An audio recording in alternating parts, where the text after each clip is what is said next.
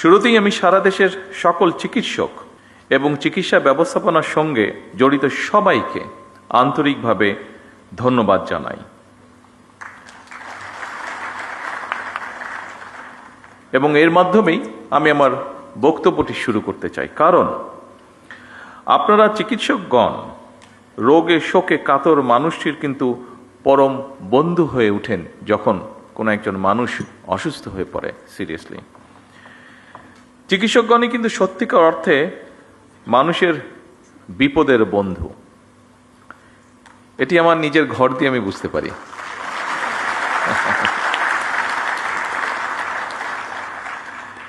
একজন চিকিৎসকের উপদেশ, আন্তরিক ব্যবহার একজন রোগীর কাছে অনেক সময়, অধিকাংশ সময় বলা যায় প্রায় সব সময় কিন্তু ঔষধের মতন কাজ করে।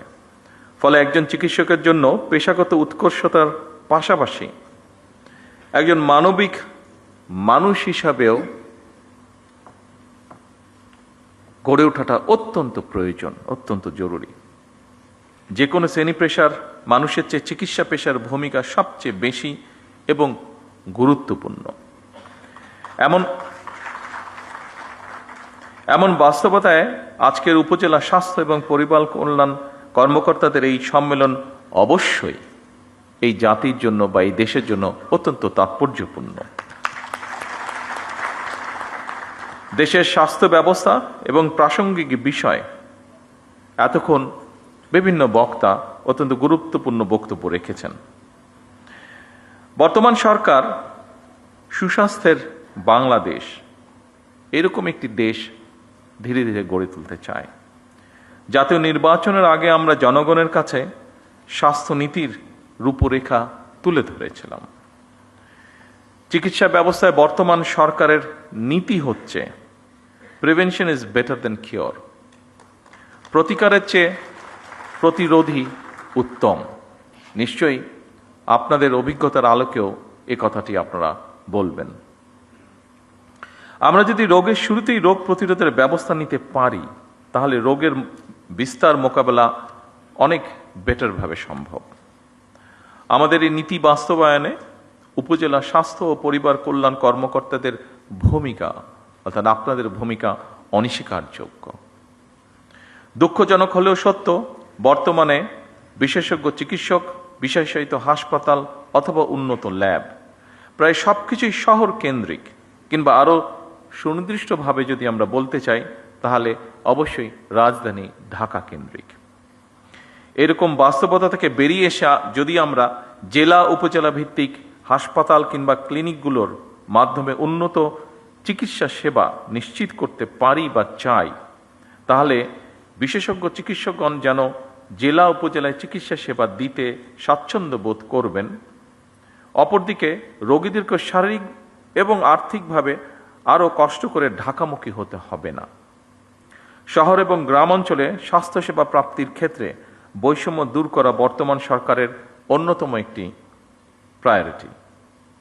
বৈষম্য দূর করে স্বাস্থ্য সেবার বিকেন্দ্রীকরণের লক্ষ্যে আমরা ইতিমধ্যেই পদক্ষেপ গ্রহণ এবং বাস্তবায়নের কাজও ধীরে ধীরে শুরু করেছি। যদিও এটি আমরা সকলেই বুঝি, এই কাজটি 1 মাস কিংবা 1 বছরেই বাস্তবায়ন করা সম্ভব নয়।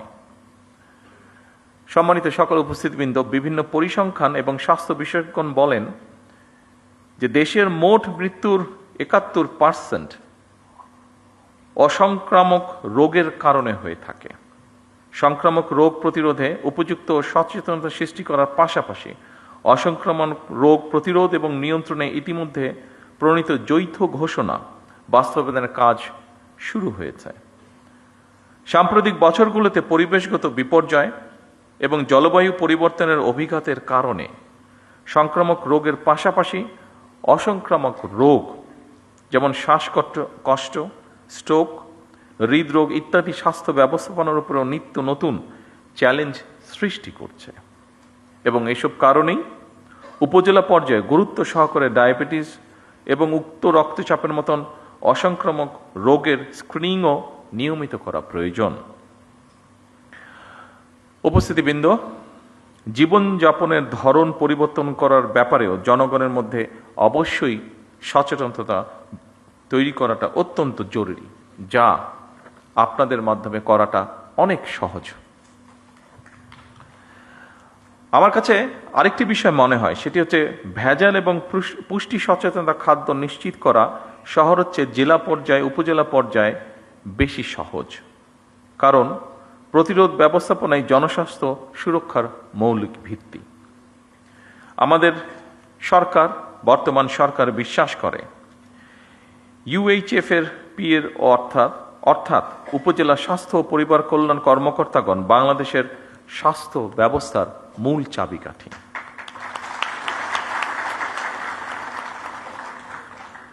মানসম্মত চিকিৎসা ব্যবস্থা বা চিকিৎসা সেবা সাধারণ মানুষের দৌড়গড়ে পৌঁছে দেওয়ার কর্মযজ্ঞে উপজেলা স্বাস্থ্য কর্মকর্তা এবং সদস্যগণ প্রথম সারির যোদ্ধা।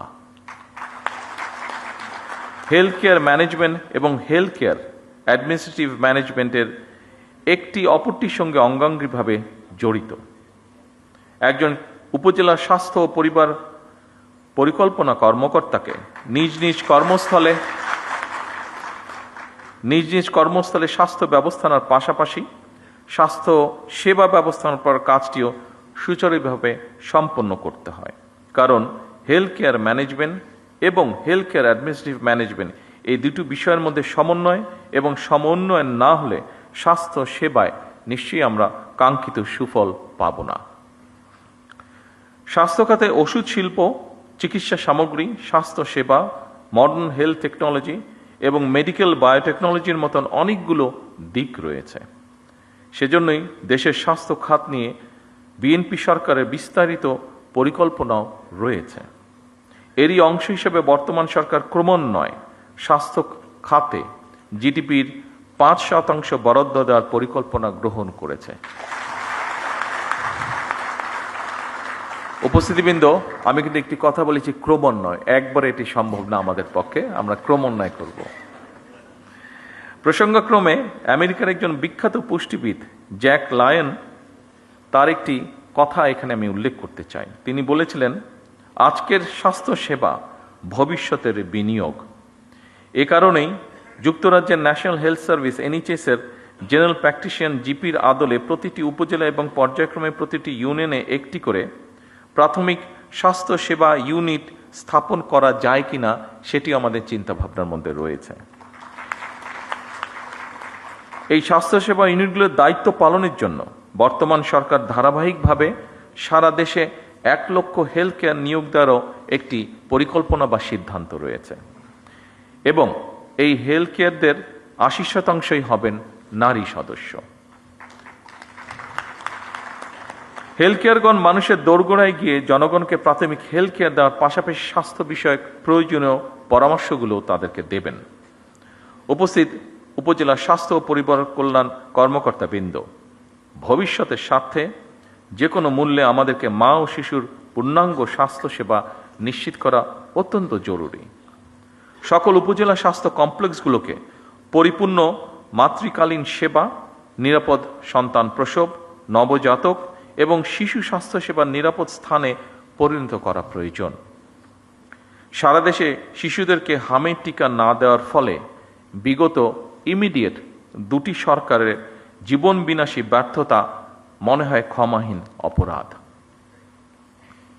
ভবিষ্যতে আর কখনোই যাতে এ ধরনের ঘটনার পুনরাবৃত্তি না হয়, বর্তমান সরকার সারা দেশে জরুরি ভিত্তিতে হামের টিকা দিয়ে তড়িৎ ব্যবস্থা নেওয়ায় আল্লাহর রহমতে পরিস্থিতি অবনতি কিছুটা রোধ করা সম্ভব হয়েছে এবং আমরা দৃঢ়ভাবে বিশ্বাস করি আপনাদের ঐকান্তিক প্রচেষ্টার ফলে এটিকে আমরা রোধ করে নিয়ে আসতে সক্ষম হব ইনশাআল্লাহ। এবং এই জন্য আমরা যেই রোধটি করতে পেরেছি, হঠাৎই সমস্যাটি থেকে শিশুদেরকে রক্ষা করতে পেরেছি, এই জন্য আমি সারা দেশের সকল চিকিৎসক এবং স্বাস্থ্যকর্মী সহ আপনাদের সকলকে সরকারের পক্ষ থেকে আন্তরিক ধন্যবাদ জানাতে চাই। যারা তাদের প্রিয় সন্তানদেরকে হারিয়েছেন, সেই সকল পিতা মাতা এবং স্বজনদের কাছে আমি ব্যক্তিগতভাবে আন্তরিকভাবে দুঃখ প্রকাশ করছি। দেশের প্রতিটি হাসপাতাল ও স্বাস্থ্য কেন্দ্রকে জবাবদিহিতার আওতায় এনে নাগরিক স্বাস্থ্যসেবা নিশ্চিত করা মনে হয় এখন সময়ের একটি দাবি। আমাদের অবশ্যই মনে রাখা প্রয়োজন, স্বাস্থ্য এবং চিকিৎসা সেবা নিশ্চিত করা এটি নাগরিকদের প্রতি রাষ্ট্রের করুণা নয়, বরং সুচিকিৎসা নিশ্চিত করা রাষ্ট্রের কর্তব্য। সুচিকিৎসা পাওয়া নাগরিকদের মৌলিক অধিকার। সুধীবৃন্দ, বর্তমানে সরকার শীঘ্রই একটি সমন্বিত হেলথ কার্ড চালু করতে পরিকল্পনা গ্রহণ করেছে, যার মাধ্যমে দেশের প্রতিটি নাগরিকের স্বাস্থ্য তথ্য ডিজিটালি সংরক্ষিত থাকবে। এতে যে কোনো নাগরিক প্রয়োজনে দেশের যে কোনো হাসপাতালে সহজেই চিকিৎসা সেবা গ্রহণ করতে পারবেন। এর পাশাপাশি বর্তমান সরকার ধাপে ধাপে একটি জাতীয় স্বাস্থ্য বীমা চালু করার পরিকল্পনা বা চিন্তাভাবনাও করছে, যাতে করে নাগরিক চিকিৎসা ব্যয়ের কারণে আর্থিকভাবে ক্ষতিগ্রস্ত না হন। আমাদের লক্ষ্য উপজেলা স্বাস্থ্য কমপ্লেক্সগুলোকে আরও উন্নত করা, প্রয়োজনীয় জনবল নিশ্চিত করা এবং প্রযুক্তির মাধ্যমে স্বাস্থ্যসেবা আরও সহজ ও কার্যকর করা। সম্মানিত সকল উপস্থিতিবৃন্দ, চিকিৎসকবৃন্দ, নাগরিকদের সুচিকিৎসা নিশ্চিত করতে হলে চিকিৎসক এবং স্বাস্থ্যকর্মীদের আবাসন, নিরাপত্তা, মর্যাদা এবং জীবনমান উন্নয়ন নিশ্চিত করার বিষয়টি সম্পর্কেও সরকার অবশ্যই ওয়াকিবহাল। এ ব্যাপারে সরকার সাধ্যমতন যথাযথ পদক্ষেপ গ্রহণে বদ্ধপরিকর। এই সম্মেলনের মাধ্যমে আমি একটি কথা আপনাদের সামনে তুলে ধরতে চাই। প্রত্যেক উপজেলা স্বাস্থ্য ও পরিবার পরিকল্পনা কর্মকর্তা নিজ নিজ এলাকায় একটি কার্যকর, জবাবদিহিমূলক এবং মানবিক স্বাস্থ্যসেবা গড়ে তুলতে নেতৃত্ব দেবেন। একটি সুস্থ জাতি গড়ার যে স্বপ্ন বা যে আকাঙ্ক্ষা আমাদের মধ্যে রয়েছে, সেই আকাঙ্ক্ষাকে বাস্তবায়নের রূপ দেওয়ার মূল কারিগর কিন্তু আপনারা। আমরা সবাই মিলে একটি স্বাস্থ্য ব্যবস্থা গড়তে চাই, যা হবে সবার জন্য সহজলভ্য, কার্যকর এবং মানবিক। আপনারা একটি জবাবদিহিমূলক, টেকসই এবং জনকেন্দ্রিক স্বাস্থ্যসেবা ব্যবস্থা গড়ে তুলতে সক্ষম হবেন, আমি দৃঢ়ভাবে বিশ্বাস করি। আপনাদের প্রত্যেককে নিজ নিজ এলাকার কর্মস্থলকে একটি স্বাস্থ্য মডেল সেবা কেন্দ্রে পরিণত করবেন, এটিও আমাদের প্রত্যাশা বাংলাদেশের একজন নাগরিক হিসাবে। সম্মানিত সকল উপস্থিতিবৃন্দ, আপনাদের সামনে যে কথাগুলি আমি এতক্ষণ তুলে ধরলাম, এই কথাগুলো আমাদের ম্যানিফেস্টো, আমাদের পরিকল্পনা, আমাদের চিন্তা ভাবনা সকল কিছুকে সন্নিবেশিত করে লিখিতভাবে আমি আপনাদের সামনে উপস্থাপন করেছি। আমার লিখিত বক্তব্যের যে শেষ কথাটি বলেছি সেটি ছিল আমার লিখিত বক্তব্যের শেষ লাইনটি। তারপরে কয়েকটি লাইন আছে, সেইটু বলার আগে আমি আমার নিজস্ব দু একটি কথা আপনাদের সামনে আমি শেয়ার করতে চাই। আমরা প্রায়, বিশেষ করে বাংলাদেশের থেকে যারা চিকিৎসা সেবায় উচ্চতর ডিগ্রি নিতে যান, বা আমরা নিজেরাও অনেকেই যখন যে কোনো কারণেই বিদেশে যাই, আমাদের দেশের অধিকাংশ মানুষই কম বেশি ইউকেতে যান।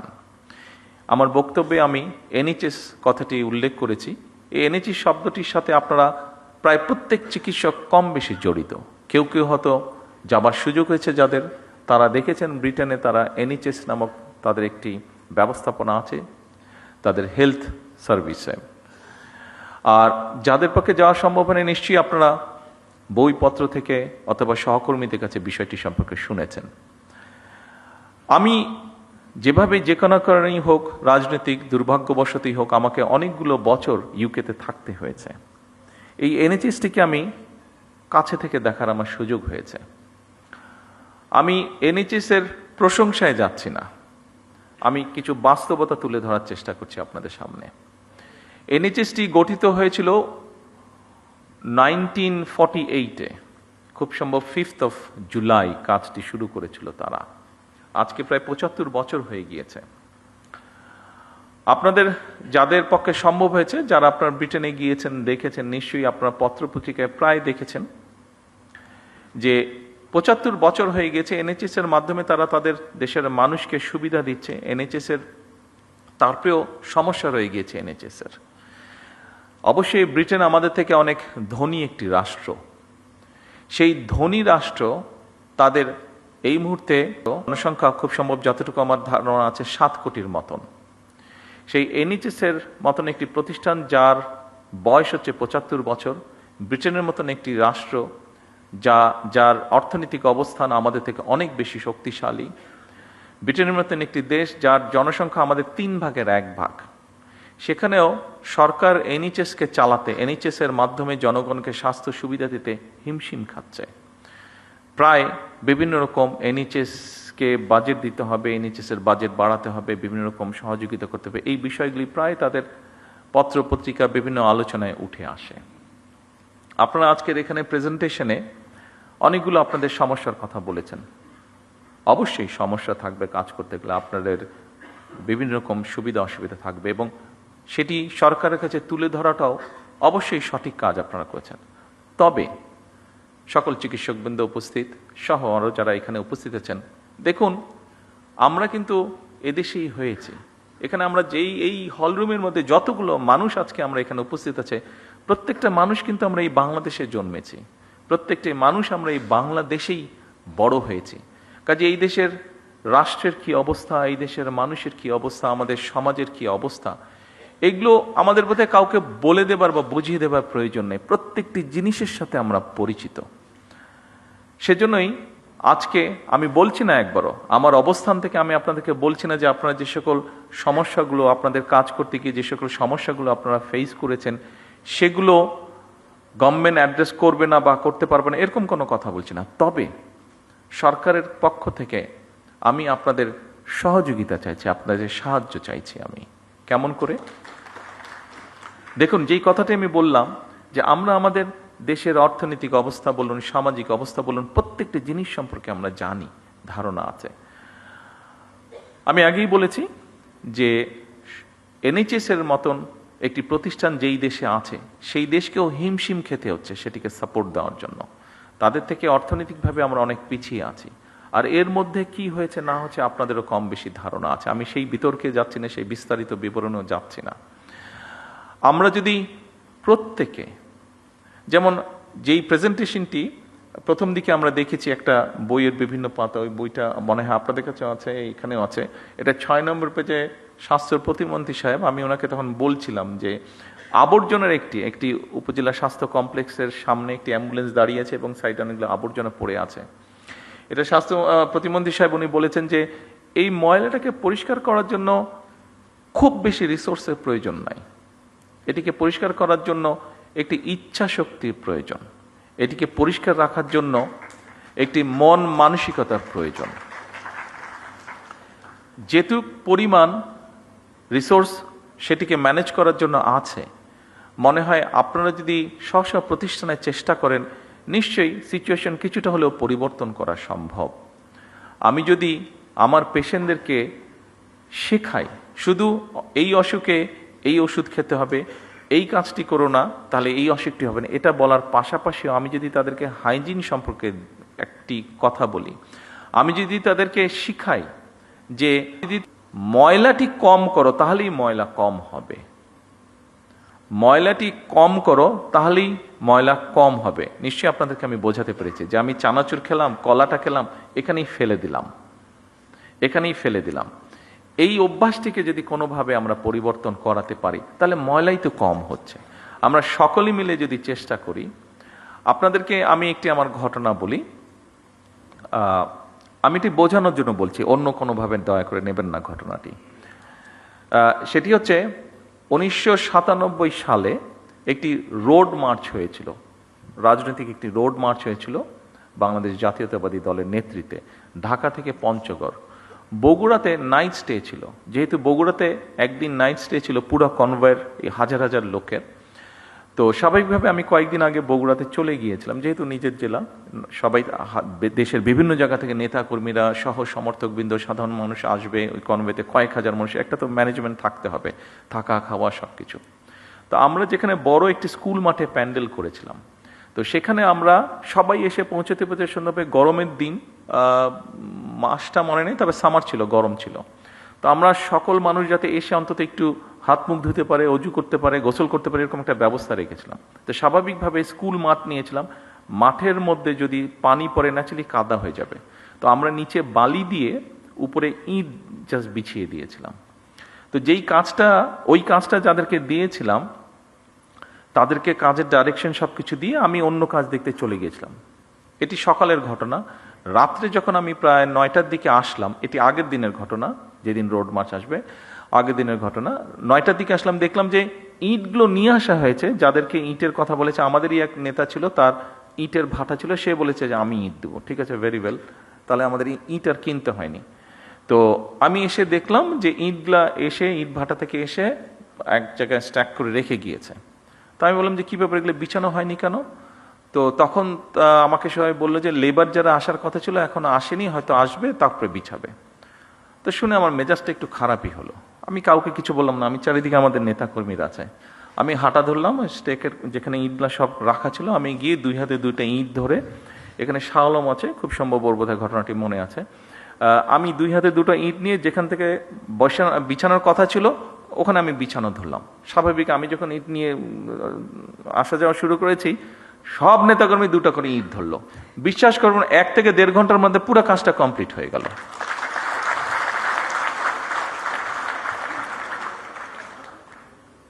আপনারা যে যেখানে কাজ করছেন, আপনারা সেখানকার নেতৃত্ব, আমি আমার বক্তব্যে বলেছি, কাজে আপনাদের উপরে অনেক কিছু নির্ভর করছে। আমি জানি আপনাদের সমস্যা আছে, আমি একটু আগে বলেছি এনএইচএস তারাও সমস্যার ভিতর দিয়ে যাচ্ছে, কাজে আমাদের যাওয়ারই কথা।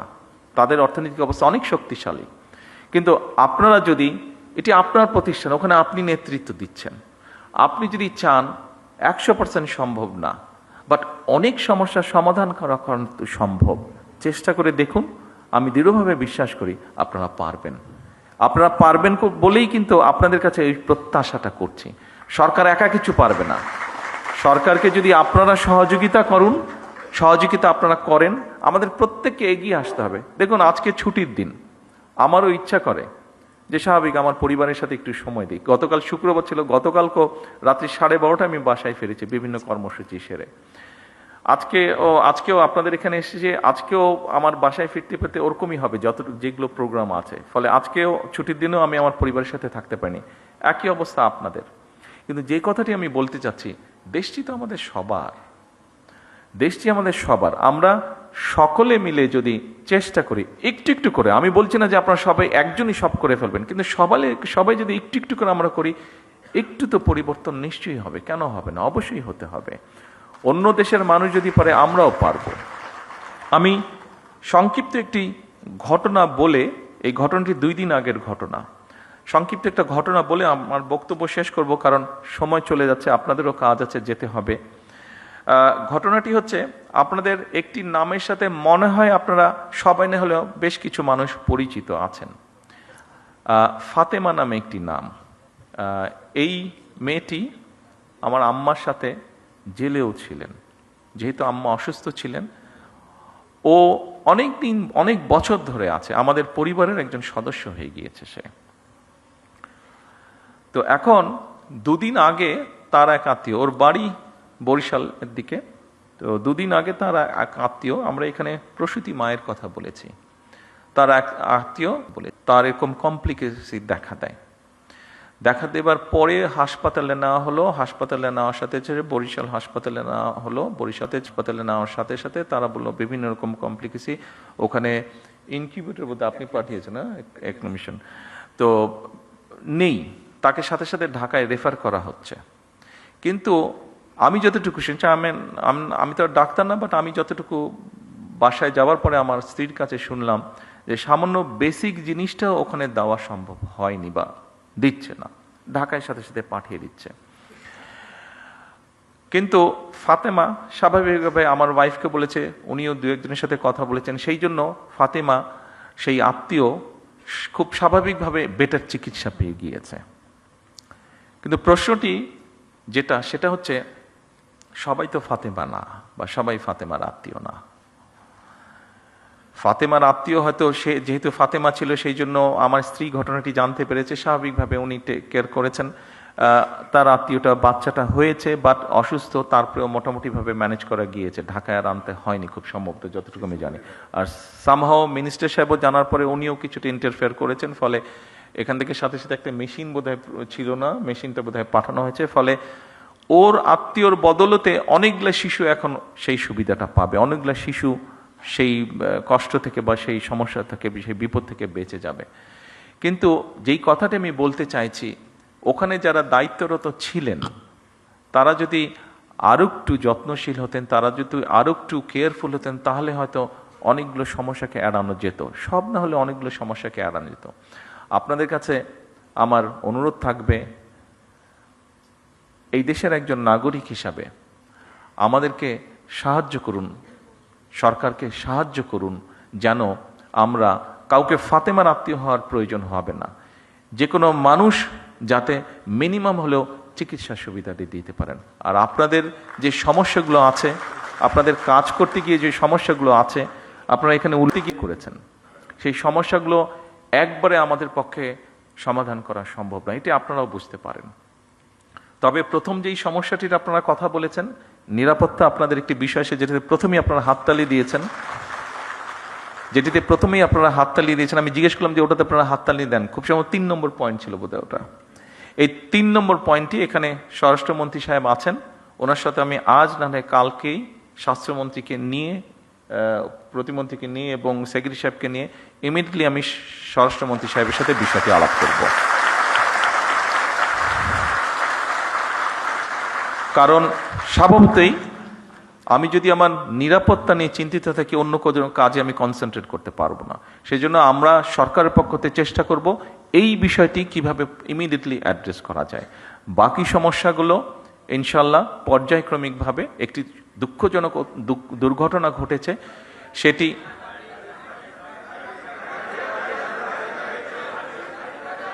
গাড়ি বলছেন না বাড়ি বলছেন? হ্যাঁ, গাড়ি। আমি আসছিলাম, সেটাতেই আমি আসছিলাম, জি, টেইলার ড্রাইভার, সেটাতেও আমি আসছিলাম। দেখুন, ওই যে অনেক সময় কিছু সায়েন্স ফিকশন মুভি আমরা দেখি যে back to the future, back to the মানে হ্যাঁ পাস্ট হবে, হ্যাঁ, আমরা যদি পাস্টে যেতে পারতাম তাহলে হয়তো মধ্যপ্রাচ্য যে সমস্যাটা, এটাকে হয়তো ম্যানেজ করে ফেলা যেত শুরু হবার আগে, তাহলে দেশের মধ্যে অনেক সমস্যা হতো না। তেলের যেই কিছু কিছু ক্ষেত্রে বিভিন্নভাবে কিছু অসুবিধা হচ্ছে, যেটি আপনারা বলেছেন, অবশ্যই ইট ইজ নিডেড। একটু সময় দিন আমাদেরকে, আমরা যেহেতু পিছন তো যেতে পারবো না, পিছনে যেই সমস্যাটা তৈরি হয়েছে এটার জন্য আরও সমস্যা তৈরি হয়েছে, আমাদেরকে অতিরিক্ত অনেক বেশি দাম দিয়ে দেশের মানুষ যাতে স্বাভাবিকভাবে সব কিছু রাখতে পারে, আমাদের যেরকম ভর্তুকির পরিমাণ বাড়াতে হয়েছে জ্বালানিতে, একইভাবে ইন্টারন্যাশনাল মার্কেট থেকে $2 বিলিয়নেরও বেশি ডলার দিয়ে আমাদেরকে ইমিডিয়েট তেল ক্রয় করতে হয়েছে। তার ফলে সরকারের বা জনগণের অনেকগুলো অর্থ খরচ হয়ে গিয়েছে। আমরা চেষ্টা করব যত দ্রুত সম্ভব, ড্রাইভারই হোক অথবা গাড়ির তেলের ব্যবস্থাটি হোক, আমরা করার চেষ্টা করব। একটু সময় দিতে হবে আমাদেরকে, একটু সময় লাগবে, পুরো জিনিসটা ম্যানেজ করার জন্য একটু সময় লাগবে। আপনারা একটু ধৈর্য ধরেন, ইনশাল্লাহ বাকিগুলো ধীরে ধীরে আমরা করব। তবে নিরাপত্তার বিষয়টি আমরা ইনশাল্লাহ ইমিডিয়েটলি দেখব। সকল চিকিৎসকবৃন্দ, বক্তব্য শেষ করার আগে দিয়ে আবারও আমি আপনাদের কাছে সহযোগিতা চেয়ে যাচ্ছি। সরকারকে দয়া করে, সরকারকে বাদ দেন, আপনি মানুষকে সহায়তা করুন, মানুষকে সহযোগিতা করুন, মানুষকে হেল্প করুন। কারণ সে আপনারই কেউ না কেউ, সে আপনারই একজন, সে আপনার এই সমাজের একজন সদস্য, সে আপনার এই দেশের একজন নাগরিক।